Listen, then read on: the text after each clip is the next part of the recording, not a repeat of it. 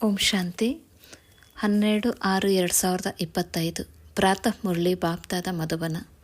ಬಾಬಾ ತಿಳಿಸುತ್ತಾರೆ, ಮಧುರ ಮಕ್ಕಳೇ, ಈಗ ನಿಮಗೆ ಜ್ಞಾನದ ದೃಷ್ಟಿಯು ಸಿಕ್ಕಿದೆ. ಆದ್ದರಿಂದ ನಿಮ್ಮ ಅಲೆದಾಟವು ನಿಂತು ಹೋಯಿತು. ನೀವು ಶಾಂತಿಧಾಮ ಸುಖಧಾಮವನ್ನು ನೆನಪು ಮಾಡುತ್ತೀರಿ. ಪ್ರಶ್ನೆ: ದೇವತೆಗಳಲ್ಲಿ ಯಾವ ಶಕ್ತಿ ಇದೆ ಮತ್ತು ಆ ಶಕ್ತಿಯು ಯಾವ ವಿಶೇಷತೆಯ ಕಾರಣ ಇದೆ? ಉತ್ತರ: ದೇವತೆಗಳಲ್ಲಿ ಇಡೀ ವಿಶ್ವದ ಮೇಲೆ ರಾಜ್ಯಭಾರ ಮಾಡುವ ಶಕ್ತಿ ಇದೆ. ಆ ಶಕ್ತಿಯು ವಿಶೇಷವಾಗಿ ಏಕಮತದ ವಿಶೇಷತೆಯ ಕಾರಣ ಇದೆ. ಅಲ್ಲಿ ಏಕಮತವಿರುವ ಕಾರಣ ಮಂತ್ರಿಗಳನ್ನು ಇಟ್ಟುಕೊಳ್ಳುವ ಅವಶ್ಯಕತೆ ಇಲ್ಲ.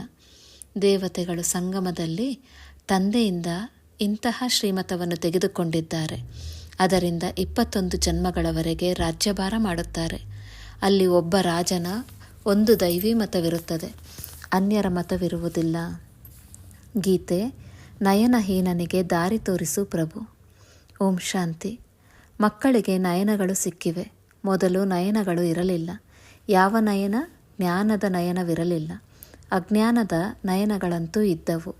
ಮಕ್ಕಳಿಗೆ ಗೊತ್ತಿದೆ, ಜ್ಞಾನಸಾಗರನು ಒಬ್ಬರೇ ತಂದೆಯಾಗಿದ್ದಾರೆ. ಈ ಜ್ಞಾನದಿಂದ ಸದ್ಗತಿಯಾಗಲು ಅರ್ಥಾತ್ ಶಾಂತಿಧಾಮ ಸುಖಧಾಮಕ್ಕೆ ಹೋಗಲು ಈ ಆತ್ಮಿಕ ಜ್ಞಾನವು ಮತ್ಯಾರಲ್ಲಿಯೂ ಇಲ್ಲ. ಈಗ ನೀವು ಮಕ್ಕಳಿಗೆ ದೃಷ್ಟಿಯು ಸಿಕ್ಕಿದೆ. ಹೇಗೆ ಸುಖಧಾಮವು ಬದಲಾಗಿ ನಂತರ ಮಾಯೆಯ ರಾಜ್ಯ ಅಥವಾ ದುಃಖಧಾಮವಾಗುತ್ತದೆ ಮತ್ತು ನಯನಹೀನನಿಗೆ ದಾರಿ ತೋರಿಸು ಪ್ರಭು ಎಂದು ಕೂಗಲು ತೊಡಗುತ್ತಾರೆ.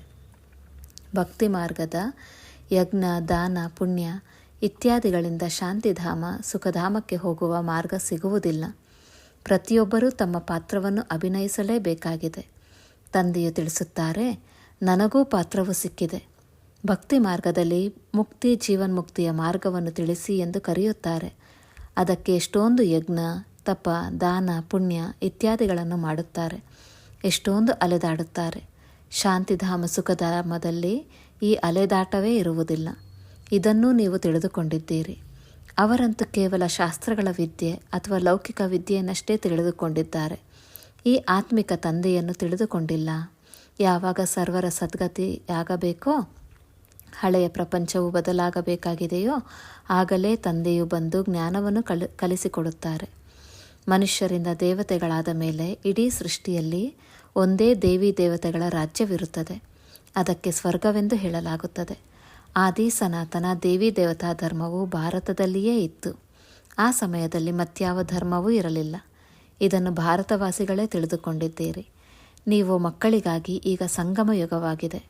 ಉಳಿದೆಲ್ಲರೂ ಕಲಿಯುಗದಲ್ಲಿ ಇದ್ದಾರೆ. ನೀವು ಪುರುಷೋತ್ತಮ ಸಂಗಮ ಯುಗದಲ್ಲಿದ್ದೀರಿ. ಯಾರ್ಯಾರು ತಂದೆಯನ್ನು ನೆನಪು ಮಾಡುವರೋ, ತಂದೆಯ ಶ್ರೀಮತದಂತೆ ನಡೆಯುವರೋ ಅವರು ಸಂಗಮದಲ್ಲಿ ಇದ್ದಾರೆ. ಉಳಿದವರೆಲ್ಲರೂ ಕಲಿಯುಗದಲ್ಲಿದ್ದಾರೆ.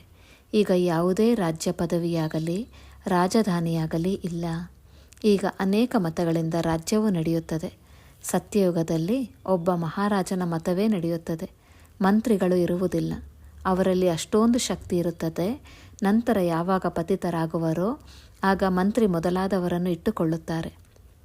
ಏಕೆಂದರೆ ಆ ಶಕ್ತಿ ಇರುವುದಿಲ್ಲ. ಈಗಂತೂ ಪ್ರಜೆಗಳ ಮೇಲೆ ಪ್ರಜೆಗಳ ರಾಜ್ಯವಿದೆ. ಸತ್ಯಯುಗದಲ್ಲಿ ಏಕಮತ ಇರುವುದರಿಂದ ಶಕ್ತಿ ಇರುತ್ತದೆ. ನೀವೀಗ ಆ ಶಕ್ತಿಯನ್ನು ತೆಗೆದುಕೊಳ್ಳುತ್ತಿದ್ದೀರಿ. 21 ಜನ್ಮಗಳವರೆಗೆ ಸ್ವತಂತ್ರರಾಗಿ ರಾಜ್ಯಭಾರ ಮಾಡುತ್ತೀರಿ. ತಮ್ಮದೇ ದೈವಿ ಪರಿವಾರವಿರುತ್ತದೆ. ಈಗ ನಿಮ್ಮದು ಈಶ್ವರೀಯ ಪರಿವಾರವಾಗಿದೆ.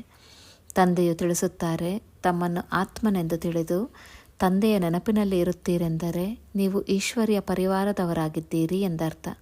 ಒಂದು ವೇಳೆ ದೇಹಾಭಿಮಾನದಲ್ಲಿ ಬಂದು ಮರೆತು ಹೋಗುತ್ತೀರೆಂದರೆ ಅಸುರಿ ಪರಿವಾರದವರಾಗುತ್ತೀರಿ. 1 ಸೆಕೆಂಡಿನಲ್ಲಿ ಈಶ್ವರ್ಯ ಸಂಪ್ರದಾಯದವರು ಮತ್ತು 1 ಸೆಕೆಂಡಿನಲ್ಲಿ ಅಸುರಿ ಸಂಪ್ರದಾಯದವರಾಗುತ್ತೀರಿ. ತಮ್ಮನ್ನು ಆತ್ಮನೆಂದು ತಿಳಿದು ತಂದೆಯನ್ನು ನೆನಪು ಮಾಡುವುದು ಎಷ್ಟು ಸಹಜವಾಗಿದೆ. ಆದರೆ ಮಕ್ಕಳಿಗೆ ಇದು ಕಷ್ಟವೆನಿಸುತ್ತದೆ. ತಂದೆಯು ತಿಳಿಸುತ್ತಾರೆ, ತಮ್ಮನ್ನು ಆತ್ಮನೆಂದು ತಿಳಿದು ತಂದೆಯನ್ನು ನೆನಪು ಮಾಡುವುದರಿಂದ ವಿಕರ್ಮಗಳು ವಿನಾಶವಾಗುತ್ತದೆ. ದೇಹದ ಮೂಲಕ ಕರ್ಮವನ್ನಂತೂ ಮಾಡಲೇಬೇಕಾಗಿದೆ. ದೇಹವಿಲ್ಲದೆ ನೀವು ಕರ್ಮ ಮಾಡಲು ಸಾಧ್ಯವಿಲ್ಲ. ಪ್ರಯತ್ನ ಪಡಬೇಕು. ಕೆಲಸ ಕಾರ್ಯಗಳನ್ನು ಮಾಡುತ್ತಿದ್ದರೂ ಸಹ ನಾವು ತಂದೆಯನ್ನು ನೆನಪು ಮಾಡಬೇಕು. ಆದರೆ ಇಲ್ಲಂತೂ ಕೆಲಸವಿಲ್ಲದಿದ್ದರೂ ಸಹ ನೆನಪು ಮಾಡುವುದಿಲ್ಲ, ಮರೆತು ಹೋಗುತ್ತಾರೆ. ಇದೇ ಪರಿಶ್ರಮವಾಗಿದೆ. ಭಕ್ತಿಯಲ್ಲಿ ಇಡೀ ದಿನ ಭಕ್ತಿ ಮಾಡಿ ಎಂದು ಯಾರೂ ಹೇಳುವುದಿಲ್ಲ. ಅದರಲ್ಲಿ ಸಮಯವಿರುತ್ತದೆ. ಬೆಳಗ್ಗೆ, ಸಂಜೆ ಹಾಗೂ ರಾತ್ರಿಯಲ್ಲಿ ಭಕ್ತಿ ಮಾಡುತ್ತಾರೆ ಮತ್ತು ಮಂತ್ರಗಳು ಬುದ್ಧಿಯಲ್ಲಿ ಇರುತ್ತದೆ. ಅನೇಕ ಶಾಸ್ತ್ರಗಳಿವೆ, ಅವನ್ನು ಭಕ್ತಿ ಮಾರ್ಗದಲ್ಲಿ ಓದುತ್ತಾರೆ. ನೀವಂತೂ ಯಾವುದೇ ಪುಸ್ತಕ ಇತ್ಯಾದಿಗಳನ್ನು ಓದಬೇಕಾಗಿಲ್ಲ ಅಥವಾ ರಚಿಸಬೇಕಾಗಿಲ್ಲ. ಈ ಮುರುಳಿಯನ್ನು ಸಹ ರಿಫ್ರೆಶ್ ಆಗುವುದಕ್ಕಾಗಿಯೇ ಮುದ್ರಣ ಮಾಡಿಸಲಾಗುತ್ತದೆ. ಕೊನೆಯಲ್ಲಿ ಯಾವುದೇ ಪುಸ್ತಕ ಇತ್ಯಾದಿಗಳು ಇರುವುದಿಲ್ಲ. ಇವೆಲ್ಲವೂ ಸಮಾಪ್ತಿಯಾಗುವವು. ಜ್ಞಾನವಂತೂ ಒಬ್ಬ ತಂದೆಯಲ್ಲಿಯೇ ಇದೆ. ನೋಡಿ, ಜ್ಞಾನ ವಿಜ್ಞಾನ ಭವನವೆಂದು ಹೆಸರಿಟ್ಟಿದ್ದಾರೆ. ಹೇಗೆ ಅಲ್ಲಿ ಜ್ಞಾನ ಮತ್ತು ಯೋಗವನ್ನು ಕಲಿಸಲಾಗುತ್ತದೆ. ಮನುಷ್ಯರಂತೂ ಅರ್ಥವಿಲ್ಲದೆ ಹೆಸರುಗಳನ್ನು ಇಟ್ಟು ಬಿಡುತ್ತಾರೆ. ಆದರೆ ಜ್ಞಾನವೆಂದರೇನು, ವಿಜ್ಞಾನವೆಂದರೇನು ಎಂಬುದು ತಿಳಿಯುವುದಿಲ್ಲ. ನೀವೀಗ ಜ್ಞಾನ ಮತ್ತು ವಿಜ್ಞಾನವನ್ನು ತಿಳಿದುಕೊಂಡಿದ್ದೀರಿ. ಯೋಗದಿಂದ ಆರೋಗ್ಯವೂ ಸಿಗುತ್ತದೆ. ಇದಕ್ಕೆ ವಿಜ್ಞಾನವೆಂದು ಹೇಳಲಾಗುತ್ತದೆ ಮತ್ತು ಇದು ಜ್ಞಾನವಾಗಿದೆ, ಯಾವುದರಲ್ಲಿ ಆರೋಗ್ಯವೂ ಸಿಗುತ್ತದೆ. ವಿಶ್ವದ ಚರಿತ್ರೆ ಭೂಗೋಳವನ್ನು ತಿಳಿಸಲಾಗುತ್ತದೆ. ವಿಶ್ವದ ಚರಿತ್ರೆ ಭೂಗೋಳವು ಹೇಗೆ ಪುನರಾವರ್ತನೆ ಆಗುತ್ತದೆ ಎಂಬುದನ್ನು ಅರಿತುಕೊಳ್ಳಬೇಕಾಗುತ್ತದೆ. ಆದರೆ ಆ ವಿದ್ಯೆಯು ಲೌಕಿಕ ವಿದ್ಯೆಯಾಗಿದೆ. ಇಲ್ಲಿ ನಿಮಗೆ ಬೇಹದ್ದಿನ ಭೂಗೋಳ ಚರಿತ್ರೆಯು ಬುದ್ಧಿಯಲ್ಲಿದೆ. ನಾವು ಹೇಗೆ ರಾಜ್ಯವನ್ನು ತೆಗೆದುಕೊಳ್ಳುತ್ತೇವೆ, ಎಷ್ಟು ಸಮಯ ಮತ್ತು ಯಾವಾಗ ರಾಜ್ಯಭಾರ ಮಾಡುತ್ತಿದ್ದೆವು, ರಾಜಧಾನಿಯು ಹೇಗೆ ಸಿಕ್ಕಿತು, ಈ ಮಾತುಗಳು ಮತ್ಯಾರ ಬುದ್ಧಿಯಲ್ಲಿಯೂ ಬರುವುದಿಲ್ಲ. ತಂದೆಯೇ ಜ್ಞಾನಪೂರ್ಣರಾಗಿದ್ದಾರೆ. ಈ ಸೃಷ್ಟಿಚಕ್ರವು ಹೇಗೆ ಸುತ್ತುತ್ತದೆ ಎಂಬುದನ್ನು ತಂದೆಯೇ ತಿಳಿಸುತ್ತಾರೆ. ಮಾಡಲ್ಪಟ್ಟ ನಾಟಕವನ್ನು ಅರಿತುಕೊಳ್ಳದ ಕಾರಣ ಇಂಥವರು ನಿರ್ವಾಣಗೈದರು, ಇಲ್ಲವೇ ಜ್ಯೋತಿಯಲ್ಲಿ ಜ್ಯೋತಿಯು ಸಮಾವೇಶವಾಯಿತೆಂದು ಮನುಷ್ಯರು ಹೇಳಿಬಿಡುತ್ತಾರೆ. ನಿಮಗೆ ತಿಳಿದಿದೆ, ಎಲ್ಲ ಮನುಷ್ಯ ಮಾತ್ರರು ಸೃಷ್ಟಿಚಕ್ರದಲ್ಲಿ ಬರುತ್ತಾರೆ. ಇದರಿಂದ ಯಾರೊಬ್ಬರೂ ಬಿಡುಗಡೆಯಾಗಲು ಸಾಧ್ಯವಿಲ್ಲ. ತಂದೆಯು ತಿಳಿಸುತ್ತಾರೆ, ಮನುಷ್ಯಾತ್ಮವು ಒಂದು ಶರೀರವನ್ನು ಬಿಟ್ಟು ಇನ್ನೊಂದು ತೆಗೆದುಕೊಳ್ಳುತ್ತದೆ. ಇದು ಎಷ್ಟು ದೊಡ್ಡ ನಾಟಕವಾಗಿದೆ. ಎಲ್ಲರಲ್ಲಿಯೂ ಆತ್ಮವಿದೆ. ಆ ಆತ್ಮದಲ್ಲಿ ಅವಿನಾಶಿ ಪಾತ್ರವು ತುಂಬಲ್ಪಟ್ಟಿದೆ. ಇದಕ್ಕೆ ಮಾಡಲ್ಪಟ್ಟ ನಾಟಕವೆಂದು ಹೇಳಲಾಗುತ್ತದೆ. ನಾಟಕವೆಂದು ಹೇಳುತ್ತಾರೆಂದರೆ ಅವಶ್ಯವಾಗಿ ಅದಕ್ಕೆ ಕಾಲಾವಧಿಯೂ ಬೇಕು. ಈ ನಾಟಕವು 5,000 ವರ್ಷಗಳದ್ದಾಗಿದೆ. ಭಕ್ತಿ ಮಾರ್ಗದಲ್ಲಿ ಶಾಸ್ತ್ರಗಳಲ್ಲಿ ನಾಟಕವು ಲಕ್ಷಾಂತರ ವರ್ಷಗಳಿದ್ದಾವೆ ಎಂದು ಬರೆದಿದ್ದಾರೆ.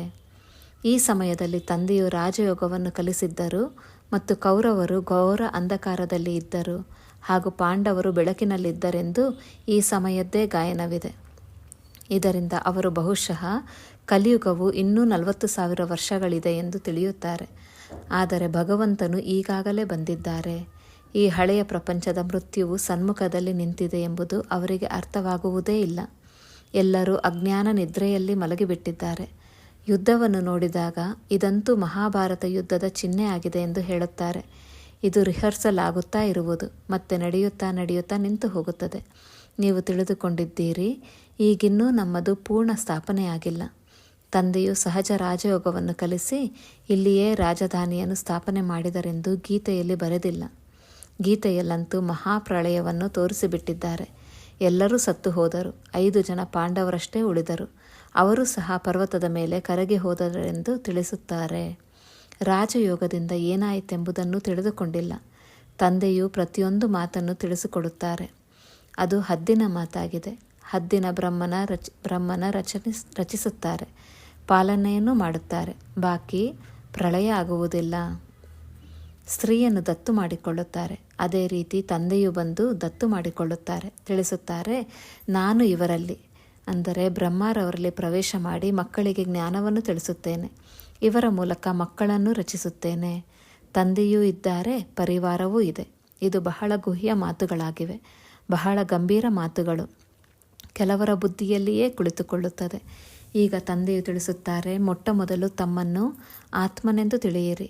ಆತ್ಮವೇ ಒಂದು ಶರೀರವನ್ನು ಬಿಟ್ಟು ಇನ್ನೊಂದನ್ನು ತೆಗೆದುಕೊಳ್ಳುತ್ತದೆ. ಶರೀರಕ್ಕೆ ಭಿನ್ನ ಭಿನ್ನ ಹೆಸರುಗಳನ್ನು ಇಡುತ್ತಾರೆ. ನಾಮ, ರೂಪ, ಮುಖಲಕ್ಷಣ ಎಲ್ಲವೂ ಭಿನ್ನ ಭಿನ್ನವಾಗಿರುತ್ತದೆ. ಒಬ್ಬರ ರೂಪವು ಇನ್ನೊಬ್ಬರಿಗೆ ಹೋಲುವುದಿಲ್ಲ. ಪ್ರತಿಯೊಂದು ಆತ್ಮರ ಜನ್ಮಾಂತರದ ತಮ್ಮ ರೂಪು ಬೇರೆ ಬೇರೆ ಆಗಿರುತ್ತದೆ. ತಮ್ಮ ಪಾತ್ರವು ನಾಟಕದಲ್ಲಿ ನಿಗದಿಯಾಗಿದೆ. ಆದ್ದರಿಂದ ಅದಕ್ಕೆ ಮಾಡಲ್ಪಟ್ಟ ನಾಟಕವೆಂದು ಹೇಳಲಾಗುತ್ತದೆ. ಈಗ ಬೇಹದ್ದಿನ ತಂದೆಯು ತಿಳಿಸುತ್ತಾರೆ, ನನ್ನನ್ನು ನೆನಪು ಮಾಡಿದರೆ ವಿಕರ್ಮಗಳು ವಿನಾಶವಾಗುತ್ತದೆ. ಅಂದ ಮೇಲೆ ನಾವೇಕೆ ತಂದೆಯನ್ನು ನೆನಪು ಮಾಡಬಾರದು? ಇದೇ ಪರಿಶ್ರಮದ ಮಾತಾಗಿದೆ.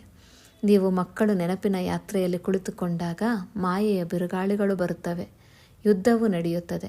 ಅದರಿಂದ ಗಾಬರಿಯಾಗಬಾರದು. ಮಾಯೆಯು ಪದೇ ಪದೇ ನೆನಪನ್ನು ತುಂಡರಿಸುತ್ತದೆ. ಎಂತಹ ಸಂಕಲ್ಪ ವಿಕಲ್ಪಗಳು ಬರುತ್ತದೆ, ಅವು ತಲೆಯನ್ನೇ ಕೆಡಿಸಿಬಿಡುತ್ತದೆ. ನೀವು ಪರಿಶ್ರಮ ಪಡಿ. ಈ ಲಕ್ಷ್ಮೀನಾರಾಯಣರ ಕರ್ಮೇಂದ್ರಿಯಗಳು ಹೇಗೆ ವಶಕ್ಕೆ ಬಂದವು ಎಂಬುದನ್ನು ತಂದೆಯು ತಿಳಿಸುತ್ತಾರೆ. ಇವರು ಸಂಪೂರ್ಣ ನಿರ್ವಿಕಾರಿಗಳಾಗಿದ್ದರು. ಈ ಶಿಕ್ಷಣವು ಅವರಿಗೆ ಎಲ್ಲಿಂದ ಸಿಗುತ್ತದೆ? ಈಗ ನೀವು ಮಕ್ಕಳಿಗೆ ಈ ರೀತಿಯಾಗುವ ಶಿಕ್ಷಣವು ಸಿಗುತ್ತದೆ. ಇವರಲ್ಲಿ ಯಾವುದೇ ವಿಕಾರ ಇರುವುದಿಲ್ಲ. ಅಲ್ಲಿ ರಾವಣ ರಾಜ್ಯವೇ ಇಲ್ಲ. ನಂತರ ರಾವಣ ರಾಜ್ಯವಾಗುತ್ತದೆ. ರಾವಣನೆಂದರೆ ಯಾರೆಂಬುದು ಯಾರಿಗೂ ಗೊತ್ತಿಲ್ಲ. ನಾಟಕದ ಅನುಸಾರ ಇದು ಸಹ ನಿಗದಿಯಾಗಿದೆ.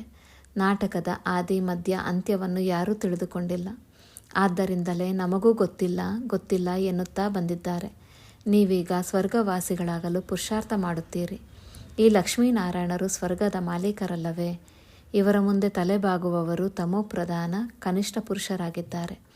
ತಂದೆಯು ತಿಳಿಸುತ್ತಾರೆ, ಮೊಟ್ಟ ಮೊದಲು ಒಂದು ಮಾತನ್ನು ಪಕ್ಕಾ ಮಾಡಿಕೊಳ್ಳಿ. ತಮ್ಮನ್ನು ಆತ್ಮನೆಂದು ತಿಳಿದು ತಂದೆಯನ್ನು ನೆನಪು ಮಾಡಿ. ಇದರಲ್ಲಿಯೇ ಪರಿಶ್ರಮವಿದೆ. ಹೇಗೆ ಸರ್ಕಾರಿ ನೌಕರಿ 8 ಗಂಟೆಗಳ ಸಮಯ ಇರುತ್ತದೆಯಲ್ಲವೇ? ನೀವೀಗ ಬೇಹದ್ದಿನ ಸರ್ಕಾರದ ಸಹಯೋಗಿಗಳಾಗಿದ್ದೀರಿ.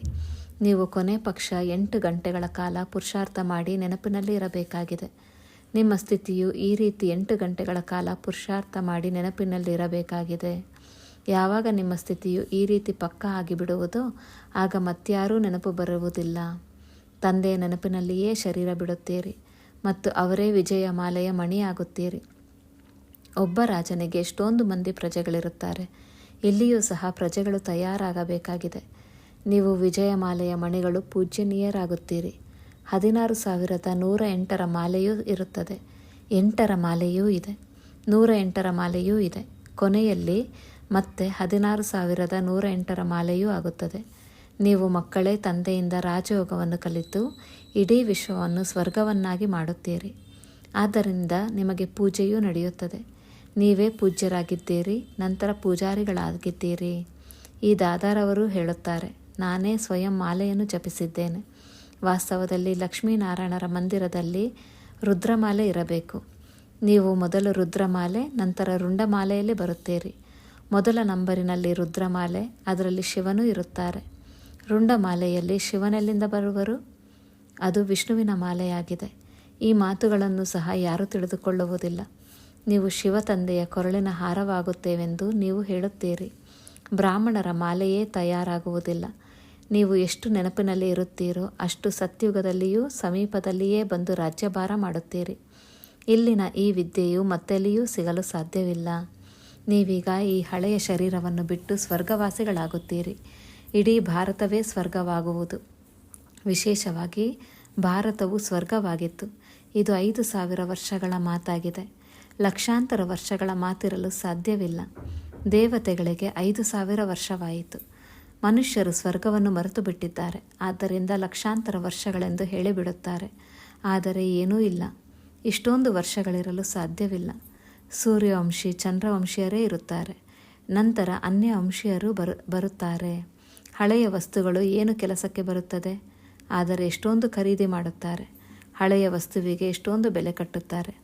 ಎಲ್ಲಕ್ಕಿಂತ ಅತಿ ಅಮೂಲ್ಯವಾದದ್ದು ಶಿವತಂದೆಯಾಗಿದ್ದಾರೆ. ಎಷ್ಟೊಂದು ಶಿವಲಿಂಗಗಳನ್ನು ಮಾಡಿಸುತ್ತಾರೆ. ಆತ್ಮವು ಇಷ್ಟು ಚಿಕ್ಕ ಬಿಂದುವಾಗಿದೆ. ಇದು ಯಾರಿಗೂ ಅರ್ಥವಾಗುವುದಿಲ್ಲ. ಅತಿ ಸೂಕ್ಷ್ಮ ರೂಪವಾಗಿದೆ. ತಂದೆಯೇ ತಿಳಿಸುತ್ತಾರೆ, ಇಷ್ಟು ಚಿಕ್ಕ ಬಿಂದುವಿನಲ್ಲಿ ಎಷ್ಟೊಂದು ಪಾತ್ರವು ನಿಗದಿಯಾಗಿದೆ. ಈ ನಾಟಕವು ಪುನರಾವರ್ತನೆ ಆಗುತ್ತಾ ಇರುತ್ತದೆ. ಸತ್ಯಯುಗದಲ್ಲಿ ನಿಮಗೆ ಈ ಜ್ಞಾನವು ಇರುವುದಿಲ್ಲ. ಪ್ರಾಯಲೋಪವಾಗಿ ಬಿಡುತ್ತದೆ. ಅಂದ ಮೇಲೆ ಮತ್ಯಾರಾದರೂ ಸಹಜ ರಾಜಯೋಗವನ್ನು ಕಲಿಸಲು ಹೇಗೆ ಸಾಧ್ಯ? ಇದೆಲ್ಲವೂ ಭಕ್ತಿ ಮಾರ್ಗಕ್ಕಾಗಿ ಕುಳಿತು ರಚಿಸಿದ್ದಾರೆ. ಈಗ ಮಕ್ಕಳು ತಿಳಿದುಕೊಂಡಿದ್ದೀರಿ, ತಂದೆಯ ಮೂಲಕ ಭವಿಷ್ಯ ಹೊಸ ಪ್ರಪಂಚಕ್ಕಾಗಿ ಬ್ರಾಹ್ಮಣ, ದೇವತಾ, ಕ್ಷತ್ರಿಯ 3 ಧರ್ಮಗಳು ಸ್ಥಾಪನೆಯಾಗುತ್ತಿದೆ. ಯಾವ ಲೌಕಿಕ ವಿದ್ಯೆಯನ್ನು ನೀವು ಓದುತ್ತೀರೋ ಅದು ಈ ಒಂದು ಜನ್ಮಕ್ಕಾಗಿ ಇದೆ. ಆದರೆ ಇಲ್ಲಿ ಓದುವ ವಿದ್ಯೆಯ ಪ್ರಾರಬ್ಧವು ನಿಮಗೆ ಹೊಸ ಪ್ರಪಂಚದಲ್ಲಿ ಸಿಗುತ್ತದೆ. ಈ ವಿದ್ಯಾಭ್ಯಾಸವು ಸಂಗಮಯುಗದಲ್ಲಿಯೇ ನಡೆಯುತ್ತದೆ. ಇದು ಪುರುಷೋತ್ತಮ ಸಂಗಮಯುಗವಾಗಿದೆ. ಅವಶ್ಯವಾಗಿ ದೇವತೆಗಳಾಗುವ ಪುರುಷಾರ್ಥವು ಸಂಗಮಯುಗದಲ್ಲಿಯೇ ಮಾಡಿದ್ದೀರಿ. ತಂದೆಯು ಮಕ್ಕಳಿಗೆ ಎಲ್ಲ ರಹಸ್ಯವನ್ನು ತಿಳಿಸುತ್ತಾರೆ. ಇದೂ ಸಹ ತಂದೆಗೆ ಗೊತ್ತಿದೆ. ನೀವು ಇಡೀ ದಿನ ಈ ನೆನಪಿನಲ್ಲೇ ಇರಲು ಸಾಧ್ಯವಿಲ್ಲ, ಅಸಂಭವವಾಗಿದೆ. ಆದ್ದರಿಂದ ಚಾಟ್ ಇಟ್ಟುಕೊಳ್ಳಿ. ನಾನು ಎಲ್ಲಿಯವರೆಗೆ ತಂದೆಯ ನೆನಪಿನಲ್ಲಿ ಇರುತ್ತೇನೆ ಎಂದು ನೋಡಿಕೊಳ್ಳಿ. ದೇಹಾಭಿಮಾನವಿದ್ದರೆ ನೆನಪು ಹೇಗೆ ಇರುತ್ತದೆ? ಪಾಪಗಳ ಹೊರೆಯು ತಲೆಯ ಮೇಲೆ ಬಹಳಷ್ಟಿದೆ. ಆದ್ದರಿಂದ ತಂದೆಯು ತಿಳಿಸುತ್ತಾರೆ, ನೆನಪಿನಲ್ಲಿರಿ. ತ್ರಿಮೂರ್ತಿಯ ಚಿತ್ರವನ್ನು ಜೇಬಿನಲ್ಲಿ ಇಟ್ಟುಕೊಳ್ಳಿ. ಆದರೆ ನೀವು ಪದೇ ಪದೇ ಮರೆತು ಹೋಗುತ್ತೀರಿ. ತಂದೆಯನ್ನು ನೆನಪು ಮಾಡುವುದರಿಂದ ಆಸ್ತಿಯೆಲ್ಲವೂ ನೆನಪಿಗೆ ಬಂದು ಬಿಡುತ್ತದೆ. ಸದಾ ಬ್ಯಾಜನ್ನು ಹಾಕಿಕೊಂಡಿರಿ. ಪುಸ್ತಕಗಳೂ ಇರಲಿ. ಯಾರಾದರೂ ಒಳ್ಳೆಯ ವ್ಯಕ್ತಿಯು ಸಿಕ್ಕಿದರೆ ಅವರಿಗೆ ಕೊಡಬೇಕು. ಒಳ್ಳೆಯ ವ್ಯಕ್ತಿಗಳೆಂದು ಉಚಿತವಾಗಿ ತೆಗೆದುಕೊಳ್ಳುವುದಿಲ್ಲ. ಇದರ ಬೆಲೆ ಎಷ್ಟೆಂದು ಕೇಳಿದರೆ ಹೇಳಿ. ಬಡವರಿಗಂತೂ ಇದು ಉಚಿತವಾಗಿ ಕೊಡಲಾಗುತ್ತದೆ. ಬಾಕಿ ಯಾರೆಷ್ಟಾದರೂ ಕೊಡಬಹುದು. ಘನತೆ ಇರಬೇಕು. ನಿಮ್ಮ ರೀತಿ ಪದ್ಧತಿಗಳು ಪ್ರಪಂಚದವರಿಗಿಂತ ಬಹಳ ಭಿನ್ನವಾಗಿರಬೇಕು. ಹಿರಿಯ ವ್ಯಕ್ತಿಗಳು ತಾವಾಗಿಯೇ ಕೊಟ್ಟು ಬಿಡುತ್ತಾರೆ. ನಿಮ್ಮ ಖರ್ಚನ್ನು ನೀವೇ ಮಾಡಿಕೊಳ್ಳುತ್ತೀರಲ್ಲವೇ? ಹೇಳಿ, ನಾವು ನಮ್ಮ ತನು ಮನ ಧನವನ್ನು ಭಾರತದ ಸೇವೆಯಲ್ಲಿ ತೊಡಗಿಸುತ್ತೇವೆ. ಒಳ್ಳೆಯದು. ಮಧುರಾತಿ ಮಧುರ ಅಗಲಿ ಹೋಗಿ ಮರಳಿ ಸಿಕ್ಕಿರುವಂತಹ ಮಕ್ಕಳಿಗೆ ಮಾತಾಪಿತಾ ಬಾಪ್ದಾದಾರವರ ನೆನಪು, ಪ್ರೀತಿ ಹಾಗೂ ಸುಪ್ರಭಾತ. ಆತ್ಮೀಯ ಮಕ್ಕಳಿಗೆ ಆತ್ಮೀಯ ತಂದೆಯ ನಮಸ್ತೆ. ಆತ್ಮಿಕ ಬಾಪ್ದಾದಾರವರಿಗೆ ಆತ್ಮಿಕ ಮಕ್ಕಳ ನೆನಪು, ಪ್ರೀತಿ ಹಾಗೂ ನಮಸ್ತೆ ನಮಸ್ತೆ ನಮಸ್ತೆ. ಧಾರಣೆಗಾಗಿ ಮುಖ್ಯ ಸಾರ. ಈ ಬೇಹದ್ದಿನ ಸರ್ಕಾರಕ್ಕೆ ಸಹಯೋಗವನ್ನು ಕೊಡಲು ಕೊನೆ ಪಕ್ಷ 8 ಗಂಟೆಗಳಾದರೂ ನೆನಪು ಮಾಡುವ ಪುರುಷಾರ್ಥ ಮಾಡಬೇಕಾಗಿದೆ. ನೆನಪಿನಲ್ಲಿ ಮಾಯೆಯ ಯಾವ ವಿಘ್ನಗಳು ಬರುತ್ತವೆಯೋ ಅದರಿಂದ ಗಾಬರಿಯಾಗಬಾರದು. ಸೆಕೆಂಡ್ ಪಾಯಿಂಟ್, ಈ ಪುರುಷೋತ್ತಮ ಸಂಗಮಯುಗದಲ್ಲಿ ಈಶ್ವರೀಯ ಸಂಪ್ರದಾಯದವರಾಗಿ ಈಶ್ವರನ ಮತದಂತೆ ನಡೆಯಬೇಕಾಗಿದೆ. ಕರ್ಮವನ್ನು ಮಾಡುತ್ತಾ ಒಬ್ಬ ತಂದೆಯ ನೆನಪಿನಲ್ಲಿರುವ ಅಭ್ಯಾಸ ಮಾಡಬೇಕು. ವರದಾನ: ಅಂತರ್ಮುಖತೆಯ ಗುಹೆಯಲ್ಲಿರುವಂತಹ ದೇಹದಿಂದ ನ್ಯಾರ ದೇಹಿ ಭವ. ಪಾಂಡವರ ವಿಶ್ಲೇಷಣೆ. ಪಾಂಡವರ ಗುಹೆಗಳನ್ನು ಏನು ತೋರಿಸುತ್ತಾರೆ? ಅದು ಇದೇ ಅಂತರ್ಮುಖತೆಯ ಗುಹೆಯಾಗಿದೆ. ಎಷ್ಟು ದೇಹದಿಂದ ನ್ಯಾರ ಆತ್ಮರೂಪದಲ್ಲಿ ಸ್ಥಿತರಾಗುವ ಗುಹೆಯಲ್ಲಿ ಇರುವರೋ ಅಷ್ಟು ಜಗತ್ತಿನ ವಾತಾವರಣದಿಂದ ದೂರ ಹೋಗಿಬಿಡುವಿರಿ. ವಾತಾವರಣದ ಪ್ರಭಾವದಲ್ಲಿ ಬರುವುದಿಲ್ಲ. ಹೇಗೆ ಗುಹೆಯ ಒಳಗೆ ಇರುವುದರಿಂದ ಹೊರಗಿನ ವಾತಾವರಣದಿಂದ ದೂರವಾಗಿರುತ್ತಾರೆ, ಹಾಗೆಯೇ ಇಲ್ಲಿ ಅಂತರ್ಮುಖತೆಯ ಗುಹೆ ಸಹ ಎಲ್ಲದರಿಂದ ಅತೀತವಾಗಿ ತಂದೆಗೆ ಪ್ರಿಯವನ್ನಾಗಿ ಮಾಡಿಬಿಡುತ್ತದೆ. ನಂತರ ಯಾರು ತಂದೆಗೆ ಪ್ರಿಯರಾಗಿದ್ದಾರೆ ಅವರು ಸ್ವತಃ ಎಲ್ಲರಿಂದ ಅತೀತರಾಗಿ ಬಿಡುತ್ತಾರೆ. ಸ್ಲೋಗನ್: ಸಾಧನೆ ಬೀಜವಾಗಿದೆ ಮತ್ತು ಸಾಧನ ಅದರ ವಿಸ್ತಾರವಾಗಿದೆ. ವಿಸ್ತಾರದಲ್ಲಿ ಸಾಧನೆಯನ್ನು ಮುಚ್ಚಿಡಬಾರದು. ಅವ್ಯಕ್ತ ಸೂಚನೆ: ಆತ್ಮಿಕ ಸ್ಥಿತಿಯಲ್ಲಿರುವಂತಹ ಅಭ್ಯಾಸ ಮಾಡಿ ಅಂತರ್ಮುಖಿಯಾಗಿರಿ. ಏಕಾಗ್ರತೆಯ ಆಧಾರ ಅಂತರ್ಮುಖತೆಯಾಗಿದೆ. ಅಂತರ್ಮುಖತೆಯಲ್ಲಿರುವುದರಿಂದ ಸೂಕ್ಷ್ಮ ಶಕ್ತಿಗಳ ಲೀಲೆಗಳ ಅನುಭವವಾಗುತ್ತದೆ. ಆತ್ಮಿಕ ಸ್ಮೃತಿಯಲ್ಲಿ ಇದ್ದು ಆತ್ಮಗಳನ್ನು ಆಹ್ವಾನ ಮಾಡುವುದು, ಆತ್ಮಗಳೊಂದಿಗೆ ಆತ್ಮಿಕ ವಾರ್ತಾಲಾಪ ಮಾಡುವುದು, ಆತ್ಮಗಳ ಸಂಸ್ಕಾರ ಸ್ವಭಾವಗಳನ್ನು ಪರಿವರ್ತನೆ ಮಾಡುವುದು, ತಂದೆಯೊಂದಿಗೆ ಆತ್ಮಗಳ ಕನೆಕ್ಷನ್ ಜೋಡಿಸುವುದು, ಇಂತಹ ಆತ್ಮಿಕ ಲೀಲೆಗಳ ಅನುಭವ ಆಗುವುದು. ಓಂ ಶಾಂತಿ.